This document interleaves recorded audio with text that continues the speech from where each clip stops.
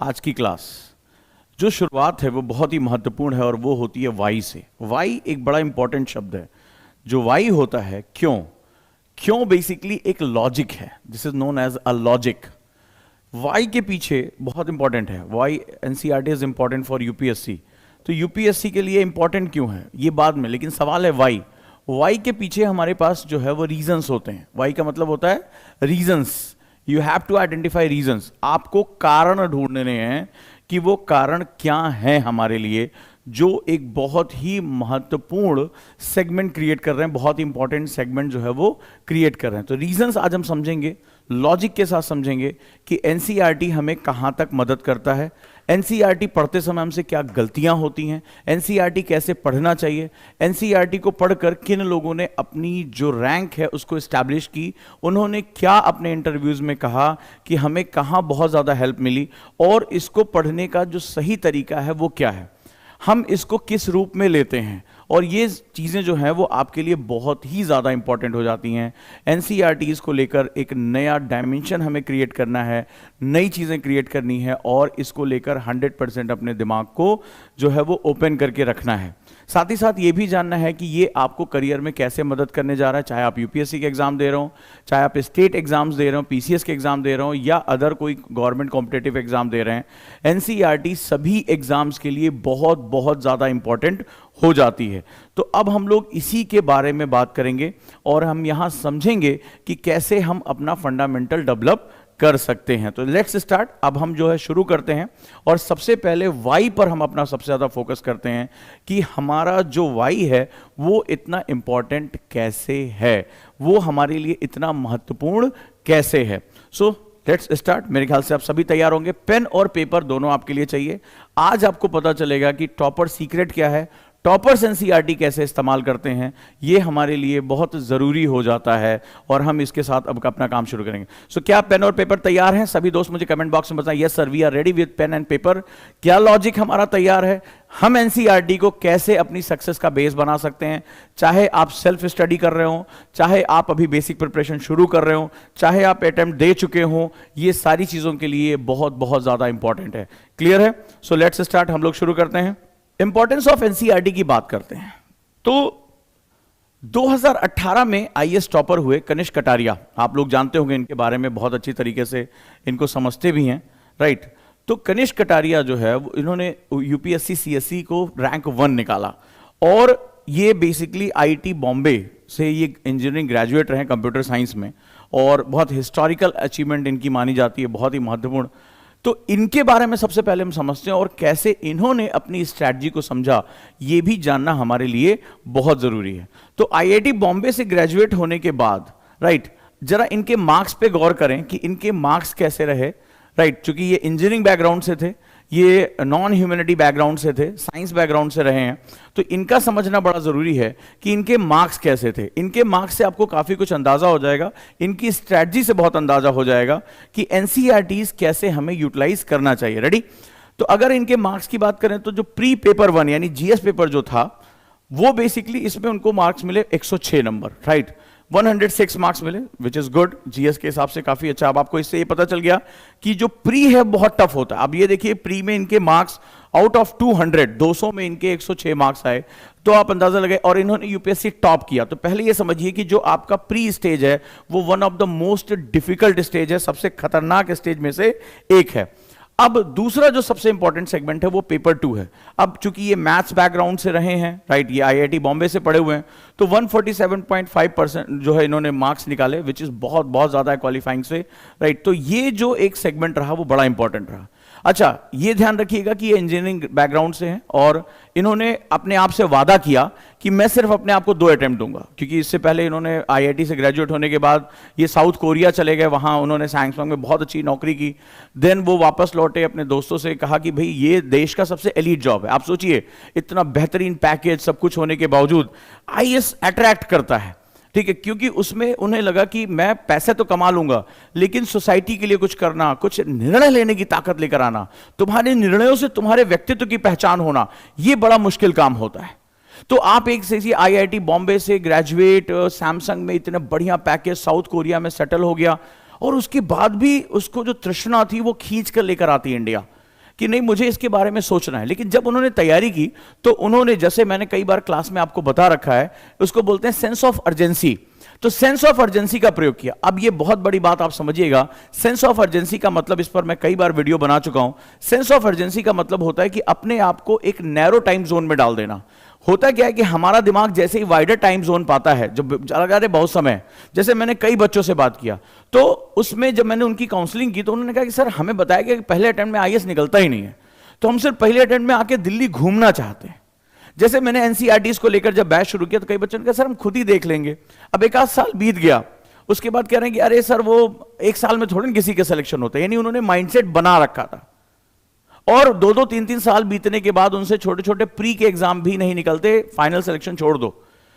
इस व्यक्ति ने अपने इंटरव्यू में कहा, बताया कि मैंने सबसे पहले खुद से वादा किया कि मैं सिर्फ 2 अटेम्प्ट अपने आप को दूंगा, इससे ज्यादा मैं अपने अटेम्प्ट नहीं दूंगा। अब यहां से पता चल जाता है कि यानी जब आप तैयारी करने उतर रहे हैं तो अपने आप के लिए आपने एक जो है सेंस ऑफ अर्जेंसी क्रिएट कर दिया कि मेरे दिमाग को ज्यादा लीवरेज नहीं मिलेगी, चल थोड़ी देर मस्ती कर लेते हैं, वेब सीरीज देख लेते हैं। तो जब हम इसके बारे में बात करते हैं, जब हमने पहले दिन तय कर लिया कि मैं लिमिटेड टाइम फ्रेम में अपना बेस्ट परफॉर्म करूंगा, तो बिल्कुल वैसे ही होता है जैसे आपने एक बार सचिन तेंदुलकर को खेलते हुए देखा होगा कि शारजाह में जब भारत को जीत के लिए जो है वो रनों की जरूरत थी, ओवर बहुत कम थे, विकेट्स बहुत कम बचे, उस व्यक्ति ने कहा नहीं मैं इसको जीत के दिखाऊंगा, तो उन्होंने बेस्ट परफॉर्म किया, छक्के पे छक्का, शेन वॉर्न को दे छक्के पे छक्का मारा, और उसका नतीजा क्या रहा कि भारत जो है जीत गया।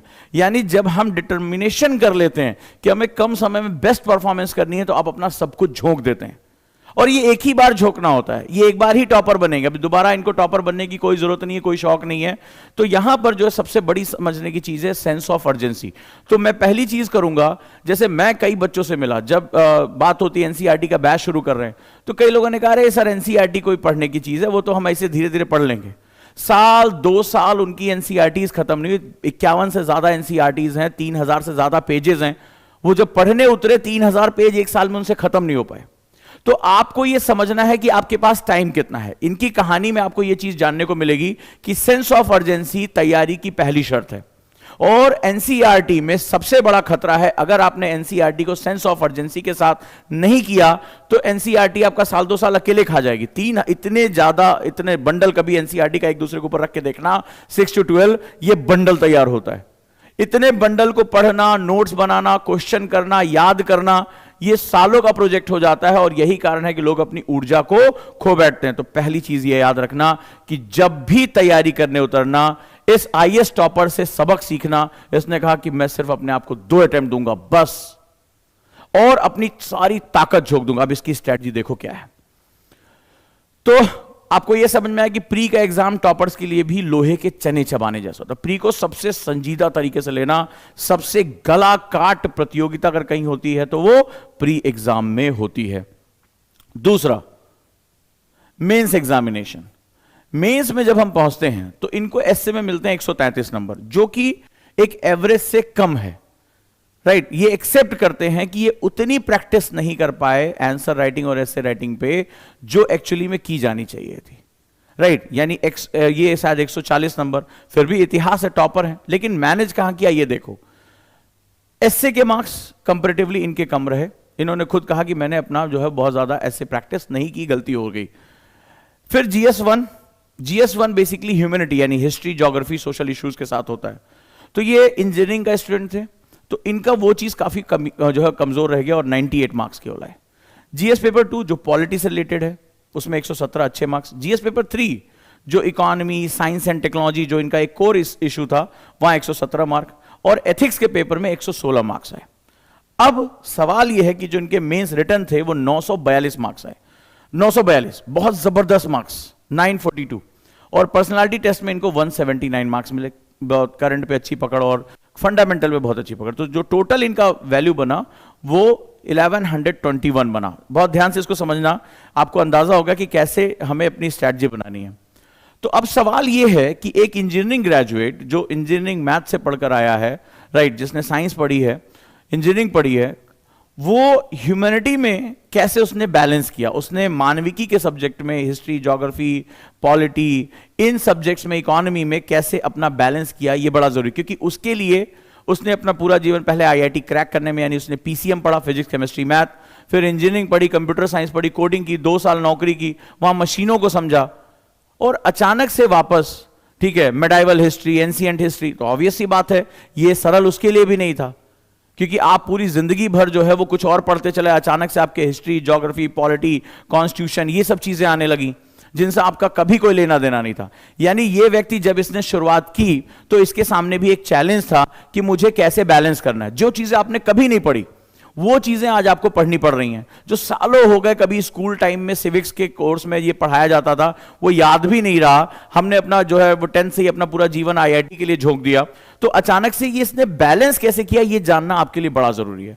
सो मेरा क्वेश्चन है कि how he shifted from engineering graduate to humanity subjects में इतना अच्छा कैसे किया कि पेपर 2, पेपर 3, पेपर 4 सब में बहुत अच्छी परफॉर्मेंस की, बहुत अच्छी परफॉर्मेंस। अब इसमें जो सबसे इंपॉर्टेंट सीक्रेट था, इनका सक्सेस सीक्रेट आप जानना चाहोगे? क्या क्या इनका सक्सेस सीक्रेट रहा, कैसे बैलेंस किया, और कैसे एक व्यक्ति, आप समझ लिए जीरो व्यक्ति थे ये, भले चाहे आईआईटी से ग्रेजुएट हो, नौकरी का पैकेज लाखों का रहा हो, लेकिन जब एक व्यक्ति जो मैथ से हो, जो इंजीनियरिंग से हो, अचानक से उसके सामने ह्यूमैनिटी जब खुलती है, जब उसको मेडाइवल हिस्ट्री पढ़नी पड़ती है, जब उसको एंशिएंट हिस्ट्री पढ़नी पड़ती है, तो वो भी उतना ही घबराता है जैसे कोई एक बिगिनर बच्चा घबराता। वहां सब लेवल बराबर हो जाता है।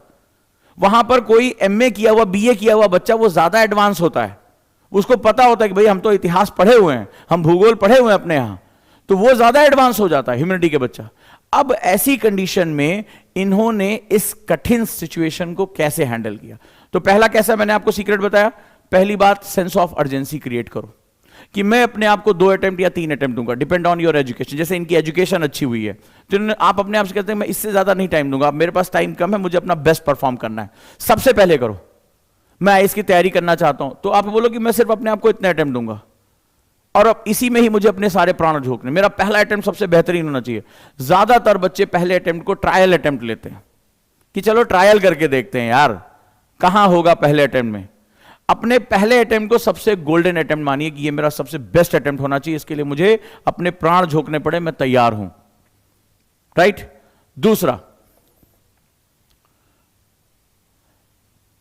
ऑप्शनल को बहुत गंभीरता से ले। अब इन्होंने क्या किया सक्सेस सीक्रेट में, इन्होंने अपने ऑप्शनल को सबसे गंभीरता से लिया।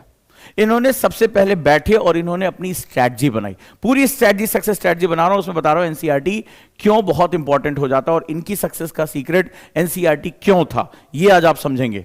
तो ऑप्शनल जो है इन्होंने अपना बहुत बढ़िया से टाइम मैनेज, इनको कहा कि ऑप्शनल में जो मेरे मार्क्स हैं वो हमेशा अच्छे होने चाहिए। और मैथ्स इनका ऑप्शनल था, मैथ्स ये पढ़कर आए थे, अपनी कोर स्ट्रेंथ पर इन्होंने काम किया। आपको अपनी कोर स्ट्रेंथ पर काम करना होता है, बोले ये मेरा ताकतवर है, इसमें मुझे टाइम कम लगेगा, मुझे सबसे पहले इसमें झोंकना होगा खुद को। अब ये जरूरी नहीं कि आप भी मैथ्स ऑप्शनल लें, क्योंकि ये बचपन से पढ़ते चले आए, अच्छे थे पढ़ने में, तो इन्होंने अपनी कोर स्ट्रेंथ समझ क्या कहना कह रहा हूं, कोर स्ट्रेंथ पे फोकस करिए, ये मेरी ताकत है, ये मेरी ताकत हो सकती है। तो आपको ध्यान से पहले अपनी स्ट्रेंथ और इंटरेस्ट पे काम करना होगा।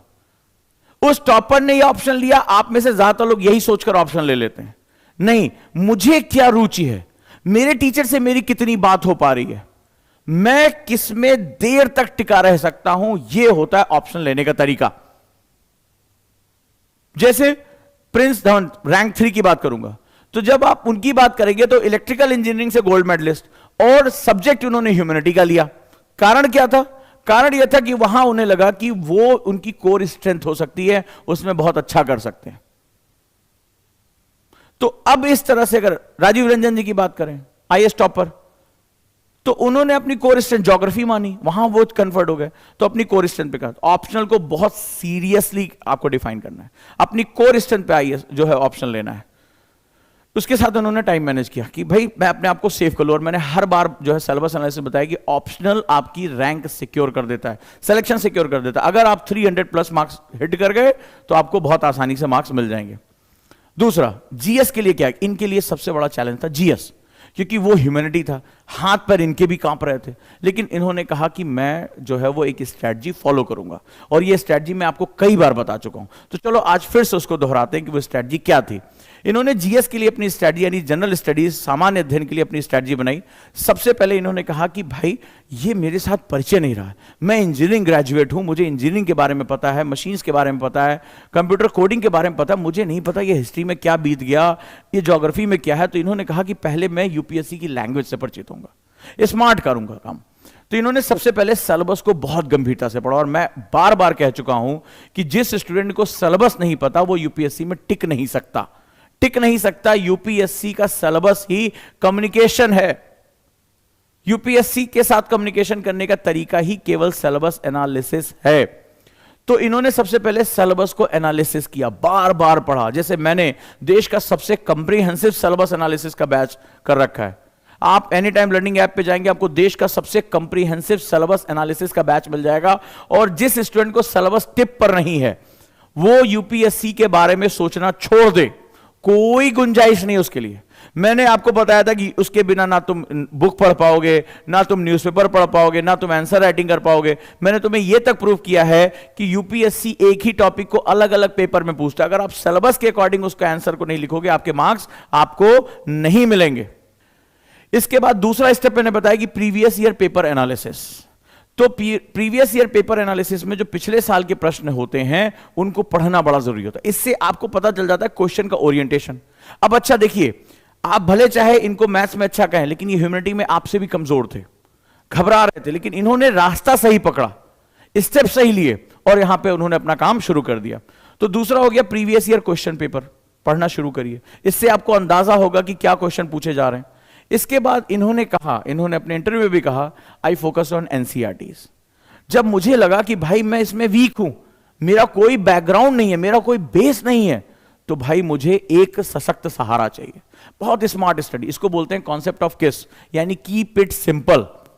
इसको कीप इट सिंपल बोलते हैं। जब आपको लगे कि आप वीक हैं इस लड़ाई में, तो सिंपलिसिटी के साथ आप उतर जाइए, वही स्टेप फॉलो करिए जो टॉपर्स ने फॉलो किए हैं। आपको ज्यादा स्मार्ट बनने की जरूरत नहीं। इन्होंने अपने इंटरव्यू में कहा कि मैंने बहुत ज्यादा एक्सपेरिमेंट्स नहीं किए, वो मेरे लिए जो टेक्निक काम करी थी मैंने उसको अडॉप्ट कर लिया, और यही सबसे इंपॉर्टेंट होता है, यही सबसे इंपॉर्टेंट। इसी को मैं क्लास में अक्सर वॉमिटिंग टेंडेंसी बोलता हूं, कि जो मुझे मेरे टॉपर्स, मेरे टीचर, मेरे गुरु ने बता दिया, मैंने वो किया और मुझे उसका रिजल्ट मिल गया। मरता वो है जो इसको छोड़कर बाकी बहुत स्मार्टनेस दिखाता, ओवर स्मार्ट बन जाता है, बोले हम अपना कुछ का तरीका खोजेंगे, और तरीका खोदते खोदते वो क्या करता है, वो कई साल निकाल देता है रिसर्च एंड डेवलपमेंट में। तो यहां पर क्या हुआ, इन्होंने कहा कि मैंने जब देखा कि भाई इतनी ज्यादा विविधता है, इतना कुछ पढ़ना है, इससे पूछा, उसने कहा 10 बुक पढ़नी है, उससे पूछा कहा 20 बुक पढ़नी है, उससे पूछा, जब इंटरनेट पे लिस्ट छांटी तो हालत खराब हो गई। बोला भाई मैं एक सिंगल स्टैंडर्ड बुक पे पहुंच गया, स्टैंडर्ड बुक, कि जिसके जो मानक और फैक्ट्स हैं, स्टैंडर्ड बुक। बोला कहां से शुरू करूं, मेरे को ये कठिन कठिन किताबें डीडी बसु नहीं समझ में आ रही है, मैं नहीं मेरा कोई बेस ही नहीं है समझने का, तो मैं कैसे इसको समझूं। तो खुद को जीरो से एनालाइज किया, बोला सिंगल स्टैंडर्ड बुक कौन सी है, और इन्होंने कहा कि must for development of understanding. कौन सी, एनसीईआरटी, ऑल इंडिया लेवल पे अवेलेबल है, एक विद्वानों की कमेटी इसको बनाती है, राष्ट्रीय शिक्षा पाठ्यक्रम के अनुरूप है, और बात बहुत ही तरीके से कही गई है। यानी ये इस किताब का एक पर्पस है कि मुझे मेरे सब्जेक्ट का नॉलेज हो जाए, मेरे सब्जेक्ट का डेवलपमेंट मुझे पता चल जाए, मेरी अंडरस्टैंडिंग डेवलप हो जाए। तो जब मुझे पता चल जाएगा कि भाई ये चीज कैसे डेवलप हुई, लड़ाई क्यों हुई, ये चीज क्यों आई, तो धीरे धीरे मेरी अंडरस्टैंडिंग जब डेवलप हो जाएगी तो मैं अपने कॉन्सेप्ट बिल्ड कर पाऊंगा, और जब मैं कॉन्सेप्ट बिल्ड कर पाऊंगा तो मैं इन क्वेश्चंस की रिक्वायरमेंट पूरी कर पाऊंगा। बहुत सिंपल तरीके से उन्होंने खुद से ये बात कही। अब सवाल है कि उन्होंने ऐसा क्यों कहा। आप में से भी तो कई लोग बिगिनर होंगे, कई लोग यूपीएससी की तैयारी में उतरे होंगे, कई लोगों का कोई आईएएस का बेस नहीं होगा, किसी के घर में कोई जो है वो इस तरह से पढ़ाने वाला नहीं होगा। मानते हैं आप ये बात? तो आपको भी एक बिगिनर जो है वो स्टडी शुरू करनी है। क्या है बिगिनर स्टडी? तो इन्होंने कहा कि आखिर क्या चीज सबसे बड़ी मिस्टेक हो जाती है। अब ये समझो कि हमसे तैयारी में गलती कहां होती है। सबसे बड़ी मिस्टेक, सबसे बड़ी गलती जो स्टूडेंट करता है, फॉर एग्जांपल आप इंटरनेट पे गए, आज तो बहुत इजीली अवेलेबल है, और इंटरनेट पे आपने स्टैंडर्ड यूपीएससी बुक लिस्ट आपने वहां पे डाला। जैसे ही आप इंटरनेट पर स्टैंडर्ड बुक लिस्ट डालते हैं आपको ढेर सारी किताबों के नाम आ जाते हैं। जैसे लक्ष्मीकांत की किताब का नाम आ गया। आप जानते हैं कि इसको बाइबल ऑफ यूपीएससी कहा जाता है, सभी स्टूडेंट पढ़ते हैं। तो आपने भी सबसे पहले गए और आपने कहा कि भाई लक्ष्मीकांत तो सबसे जरूरी है, रमेश सिंह जरूरी है, बिपिन चंद्रा जरूरी है, आप उमा कपिला जरूरी। आप ये किताबें जो है इंटरनेट पर आप जाएंगे आपको किताबों की लिस्ट मिल जाएगी। ठीक है, राम आहूजा जरूरी है, ये किताबें आपने सुनी होंगी। जीसी लियोंग जरूरी है। तो आप ये किताबें जो है वो ले आए, आपने भी खरीदी होगी। मिश्रायनपुरी, दत्त सुंदरम, भारी भारी मोटी मोटी किताबों के नाम। अब जरा देखो एक बिगिनर स्टूडेंट कहां गलती कर गया, और वो व्यक्ति जो इसने आईएएस टॉप किया, हिस्ट्री लिख दी है ना, अब तो उसको प्रमाण की जरूरत नहीं है, तो वो उसने कैसे इस चीज को पढ़ा। उसने कहा फॉर एग्जाम्पल लक्ष्मीकांत ले लें। अब लक्ष्मीकांत का पहला पेज और पहली हेडिंग क्या है? Regulating act. लक्ष्मीकांत कहां शुरू होती है? रेगुलेटिंग एक्ट से शुरू होती है, पिट्स इंडिया एक्ट से शुरू हो रही है। ठीक है, मतलब जिसे कहते हैं ना कि historical development of our constitution. अब आपको यही नहीं पता कि अंग्रेजों का शासन स्थापित कैसे हुआ, 1857 के बाद उनके प्रशासन में क्या चेंजेस आ रहे हैं, राइट। आपको यही नहीं पता कि आखिर भारत में शासन व्यवस्था कैसी रही, शासन क्या होता है, लोग शासन के अंदर कैसे आते हैं, शासन के रूप कितने होते हैं, किस तरह का वो शासन था कि लंदन की महारानी के ना ब्रिटेन की महारानी के नाम पर भारत में शासन हो रहा है, शासन करने वाला वहां की संसद है, भारत सचिव शासन कर रही। क्या कुछ अजीब सा नहीं लग रहा है कि ये बेसिकली डेमोक्रेसी है, ये मोनार्की है, ये एनार्की है क्या ये? अब आप ये जानते नहीं, और आपने क्या किया, बताते रहना मुझे। आपने सीधे खोला बढ़िया वाला page, regulating act 1773 Pitt's India act फलाना ठिकाना, आपने याद कर डाला और आप उससे रिलेट ही नहीं कर पा रहे हैं।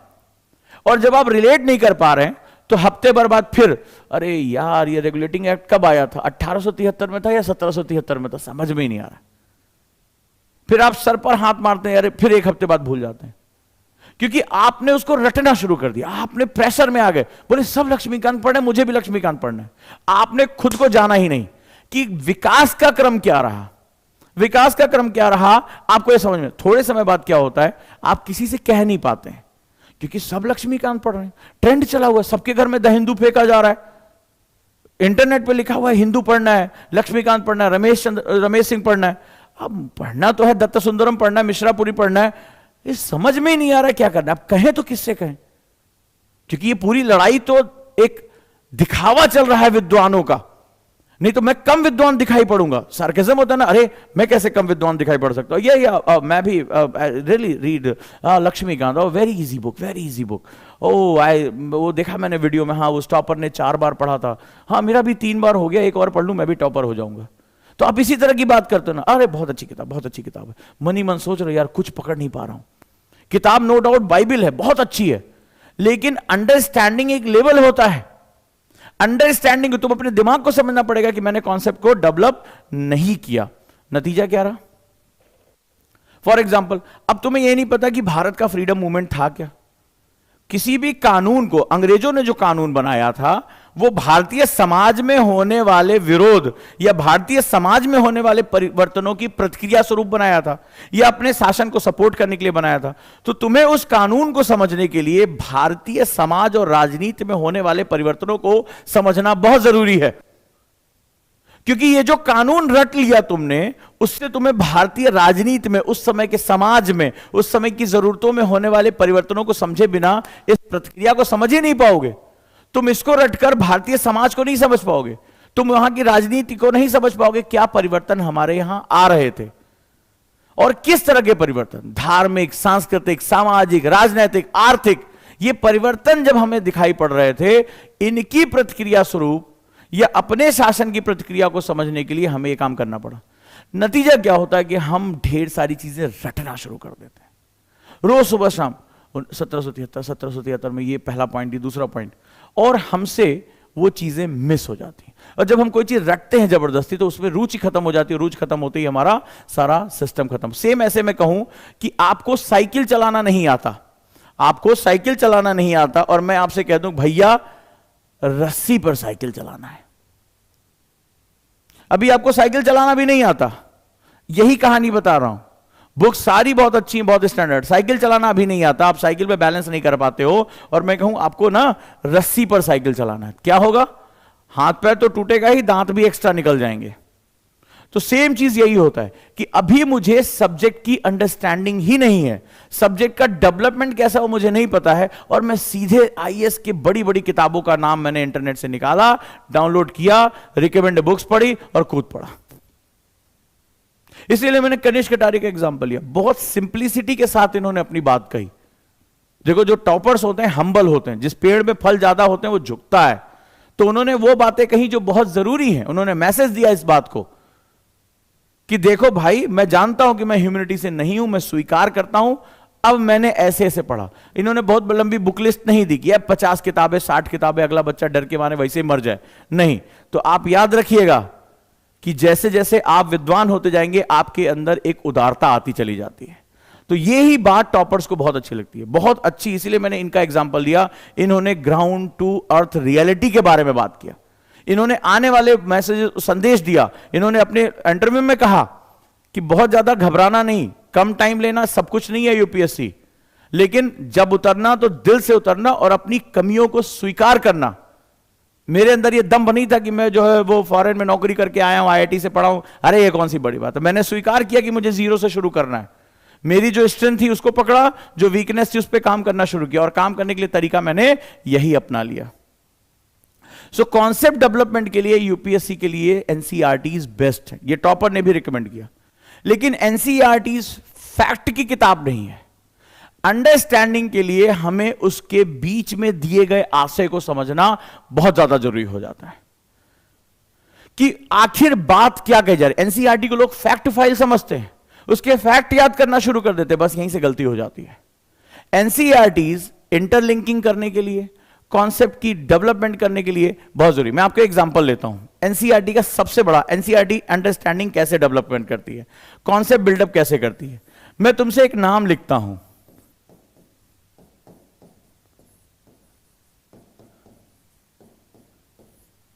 एक नाम लिखता हूं, अक्सर मैंने देखा नहीं है, यह नाम तुमने कहां सुना है, यह नाम आपने कहां सुना है बताइए।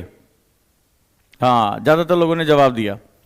मिर्जापुर करके एक वेब सीरीज आई थी, ज्यादातर लोगों ने इसका जवाब दे रहा है, ठीक है, कि कालीन भैया। कारण क्या है, सिंपल सा कॉन्सेप्ट बताता हूं आपको। वो कहानी याद है, आपको कहानी याद। जैसे एक बच्चे ने लिखा कि हमारे नोट्स में एनसीईआरटी के नोट्स इंक्लूड कर दिए गए हैं, तो क्या उससे पढ़ लें।